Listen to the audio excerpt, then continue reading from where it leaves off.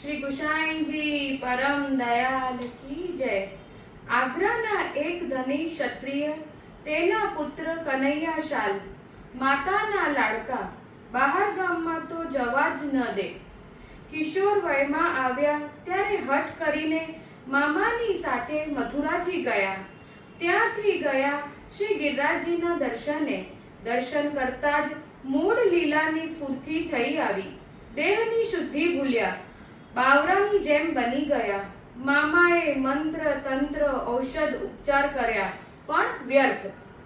માતાને ખબર પડી, વ્રજ દોડી આવી। રડતા રડતા સૌને પૂછે, મારા દીકરાને સાજું કરે એવું કોઈ છે? એને સદુ પાંડે મળી ગયા। એમણે શ્રી મહાપ્રભુજીનું સામર્થ્ય બતાવ્યું। માં ત્યાં પહોંચી શ્રી વલ્લભે વેદ મંત્ર ભણીને જળ છાટ્યું। કનૈયા શાલ તત્ક્ષણ સાવધાન બની ગયા। જાગૃત થતા એ વિનવે છે, પ્રભુ હું તો લીલા રસમાં મગ્ન હતો, ઘણા આનંદમાં હતો, એમાંથી બહાર કેમ કાઢ્યો? આપ સમજાવે છે, કનૈયા શાલ એ તો ઉછલિત રસ હતું, તે સદા ટકે નહીં, સ્થિર ભાવ જોઈએ, તે હવે પ્રાપ્ત થશે। કનૈયા શાલ રાજી થઈ શરણે આવ્યા। ઘણી કૃપા થઈ, આપશ્રીએ પોતાના રચેલા ગ્રંથો એમને શીખવ્યા। બધું જ મુખ પઠિત થઈ ગયું। પછી તો આગ્રા આવ્યા। ત્યાં શ્રી મહાપ્રભુજીના ગ્રંથોનું મનન પઠન કર્યા કરે છે। નિરંતર ભગવત ચિંતન અને લીલા રસમાં મગ્ન રહે છે। એમ વર્ષો વીત્યા। માતા ખબર રાખતી હતી, હવે તો એનોય દેહ છૂટ્યો, એકલા રહ્યા। એકવાર શ્રી ગુસાઈજી એમના ઘર આગ્રા પધાર્યા।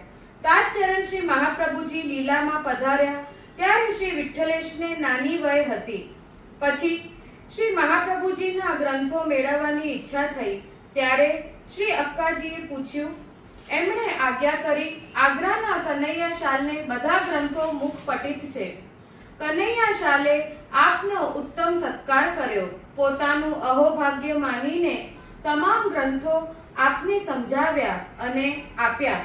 પછીથી આપ શ્રી તો ગ્રંથો ઉપર ટીકાઓની રચના કરી કનૈયા શાલને સમજાવી। એટલું જ નહીં, પોતાના સ્વતંત્ર ગ્રંથો શૃંગાર, રસમંડળ વગેરે પણ એમને સમજાવ્યા અને શીખવ્યા। આવા એ કૃપાપાત્ર ભગવદીય અહર્નિશ અલૌકિક ચિંતનમાં મગ્ન રહે, લૌકિકનું ભાન ન રહે, ખાનપાનની એ શુદ્ધિ નહીં, વળી એમનો એવો ટેક કે અવૈષ્ણવ સાથે બોલે પણ નહીં। એમને એવું લાગતું એ રીતે પણ અન્ય સંબંધ થાય અને અલૌકિક ચિંતનમાં બાધક થાય। એમનો શુદ્ધ હૃદય આવો અનુભવ થયો, તેથી એવો ટેક રાખેલો। ફરી એકવાર શ્રી ગુસાઈજી આજ્ઞા પધાર્યા। ત્યાંથી દ્વારકા પધારવાનું થયું। પાછળથી કનૈયા શાલને મનમાં થયું કે હું પણ દ્વારકા જઉં તો વધુ દિવસ શ્રી ગુસાઈજીના સાનિધ્યનો લાભ મળે, એટલે એ એકલા જ દ્વારકા જવા નીકળ્યા। એ જ દિશા પકડી, કેમ કે કોઈને રસ્તો પૂછવાનો તો બને તેમ ન હતું। વૈષ્ણવ રસ્તામાં મળે નહીં ને અવૈષ્ણવ સાથે બોલાય નહીં, રસ્તો કેવી રીતે પૂછે? એમ કરતા માર્ગ ભૂલ્યા। એક જંગલમાં થઈને નીકળ્યા। ઘણી તરસ લાગી પણ પાણી મળે નહીં, ભૂખ લાગી પણ શું ખાય? અકળાયા। ભગવાન પોતાના ભક્તોનો ટેક સાચવે છે। ગોવાળિયાનું રૂપ ધરી સાથે પ્રસાદ લઈ પધાર્યા।